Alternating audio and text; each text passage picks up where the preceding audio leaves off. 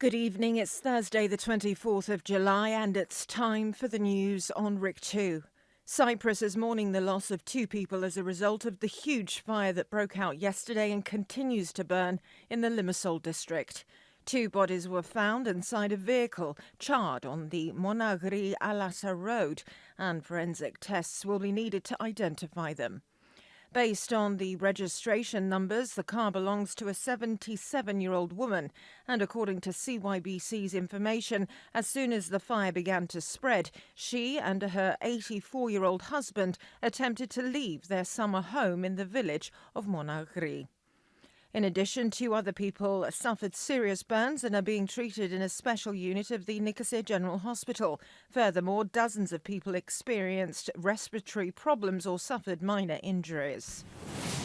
Powerful ground and air forces are waging a titanic battle with the continuous resurgences due to strong winds in the Limassol district, where dozens of square kilometres of land have already been incinerated. According to CYBC's correspondents in the area, the situation is particularly difficult in Omodos, which is being evacuated.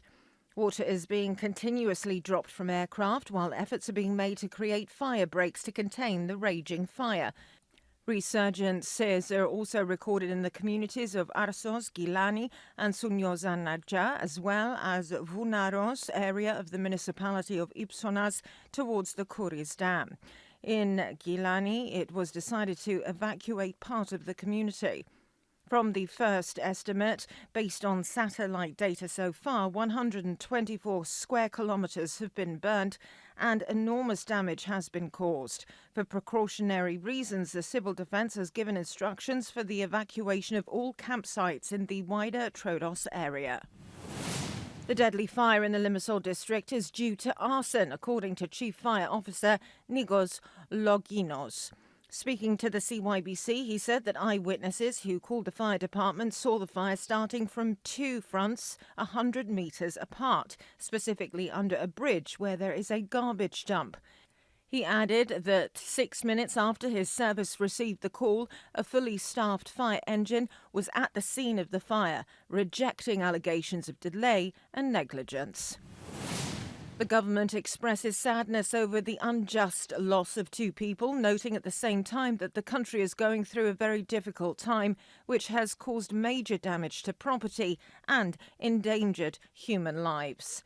Government spokesman Konstantinos Ledimyodis announced that as a result of the devastating fires, the government decided the immediate payment of financial support to community councils to cover emergency needs, the full repair of damage to the property of those affected, as well as the temporary housing of those affected, and the coverage of their immediate basic needs, in consultation and cooperation with the community councils.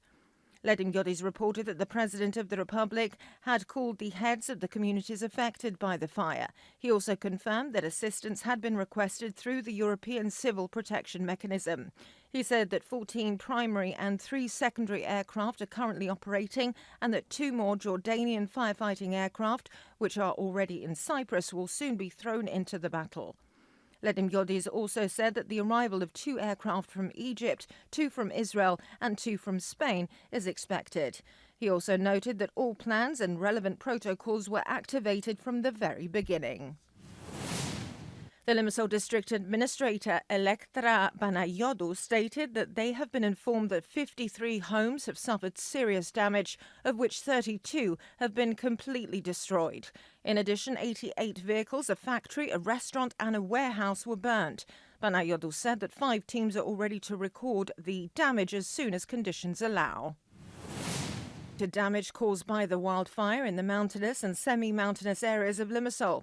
Christina Papadopoulou, spokesperson for the Electricity Authority of Cyprus, told the Cyprus news agency, adding that the situation is extremely difficult. Papadopoulou said an operations centre was set up yesterday and staff and materials were brought in from other cities, equipped with platforms and tools to support EAC workers in Limassol as they work to restore power. As a first step, we will try to find alternative ways to supply electricity wherever it is safe to do so. We will be there working continuously, but if the fire is not completely extinguished, it is impossible to restore power, she concluded.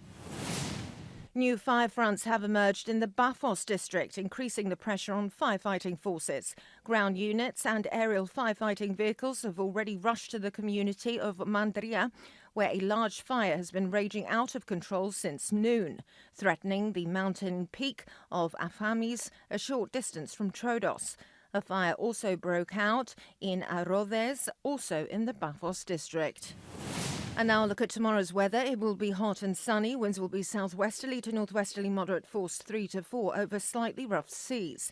Temperatures will rise to 44 Celsius inland, 32 in western coastal areas, 36 in all other coastal regions and 34 over the mountains. The fire hazard is very high in all forest areas. That's all for today. Join us tomorrow again for more news in English. Have a very good evening.